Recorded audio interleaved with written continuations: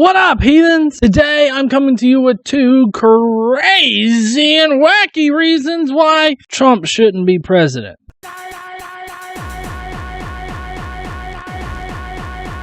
Now I know, it's Trump, and that should be enough of a reason not to vote for his ass. But I do have a couple of weird reasons why you maybe shouldn't. I'm gonna bomb the shit out of them. For one thing, Trump wants to turn us into a mob or a mercenary nation. How would Donald Trump shrink the federal deficit? Well, I think tremendous amounts, and I've never heard it said, but I think hundreds of billions of dollars of money, and let's call it tax money, could come from other countries when we stop them from ripping us off, or by, as an example, we're protecting South Korea from North Korea. Why aren't they paying for it? South Korea makes a fortune. If they were a company, their stock would be very high. And they make a fortune largely because of us. Why are we protecting? When bombs were thrown at them a month ago by North Korea, we send the George Washington aircraft carrier, one of the great ships of the world, and a fleet of destroyers over to North Korea. Why aren't they paying for this protection? I don't mind. We'll protect them. Pay for the protection. So when you look at 100 other items just like this, hundreds of billions of dollars could come in. So you wouldn't have to play around with Medicaid and Medicare and things that really are dear to people's heart. Yeah, you heard it right. Foreign nations should be paying us protection money. Like we're some kind of mob boss of the world, and if you don't want ISIS or some other fucktard come and mess your shit up, you should maybe pay us to protect your ass. Maybe the Kim Jong-un of your country is going to come in there and shove their foot up your ass, unless you got the US of A to back you up. But seriously, this is just ridiculous. Like, not even from a foreign relations part, from like basic humanity part. Like, if you have any kind of sense about you, you'll know that protecting South Korea from the North Korea would be a good, decent thing to do. And it's in our best interest to keep Kim Jong, what the fuck ever, in his respective seat. But from a foreign relations perspective, protecting our allies, showing our allies that they can rely on us, is definitely going to help us in the future. What if at one point we got a Red Dawn situation upon us and we need some help? Did you know that we actually had foreign help in Louisiana? Like during Katrina and all this other shit? Yeah, we had foreign help come in and help us out. But yet, Donald Trump wants to charge these people for us to help them? Who the fuck are you? I love China. No, China all the time.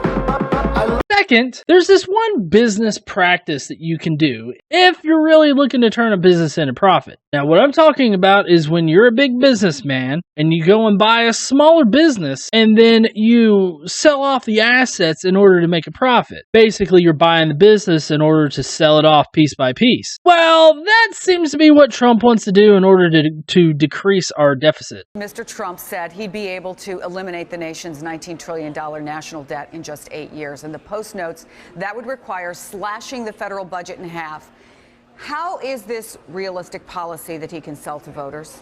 Well, there are assets. The federal government has assets too that you could sell or trade for some of the debt. So there are plenty of ways to do it outside of the budgetary inflows and outflows of each year. The United States government owns, more real estate than anybody else, more land than anybody else. We have more energy than anybody else. All those assets can be turned into money to pay off the debt so our kids don't have to pay it back. And Glenn's not factoring any of that in. So how's he going to do that? Well, it's easy. Is he going to start selling government buildings? Well, I'm sorry, what is he going to do? Yeah, we can get rid of government buildings we're not using. We can extract the energy from government lands. We can lease government lands. We can do all kinds of things to extract value from the assets that we hold.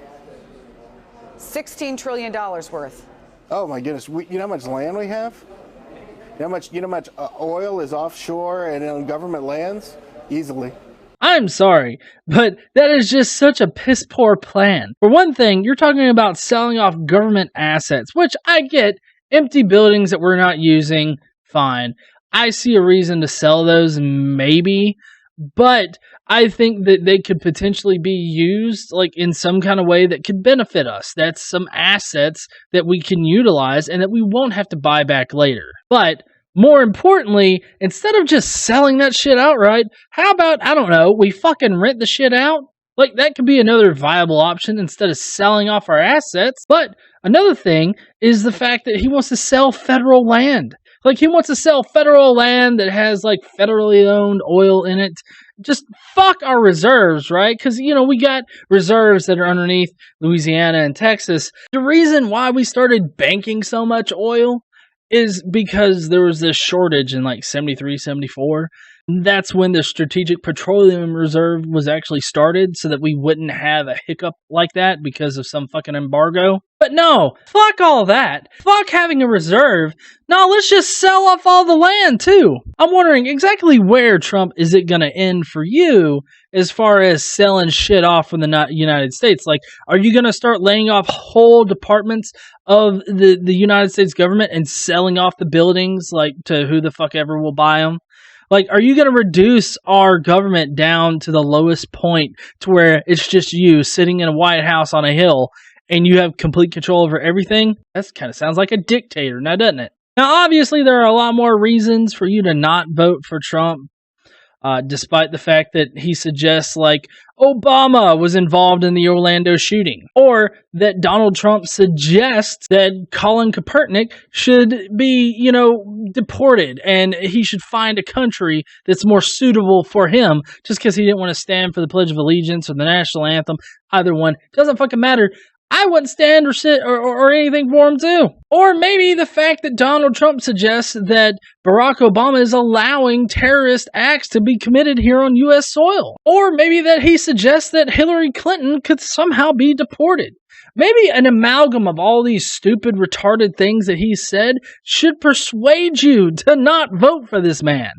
But either way, those are two crazy-ass reasons that are also very good reasons to not vote for him. Despite his economic policy being total shit, as well as other parts of the platform, I think that we have more than enough reasons to tell Trump to fuck off the U.S. Like, just fuck off out of here. Fuck off! Thank you for joining me for this really short video today. If you have any weird Trump facts, please leave a comment down below. Let me know what you think about these couple of reasons. Maybe you disagree with what he was meaning there or saying, or maybe his opinion has changed. I don't know. But also, leave a like if you like these two facts and you find yourself laughing your ass off. I'll see you guys later. Y'all have a nice night, day, whenever you happen to be watching this. Off the top with Donald Trump. In general, Donald Trump wants to cut taxes at all income levels. No taxes for individuals making less than $25,000 and couples making less than $50,000. Make the highest deer here in America. It actually doesn't represent America in any kind of sense of the word. Recently, a lot of people have been taking a sit-down approach to the Pledge of Allegiance or the national anthem because of various social issues. Back in 2014,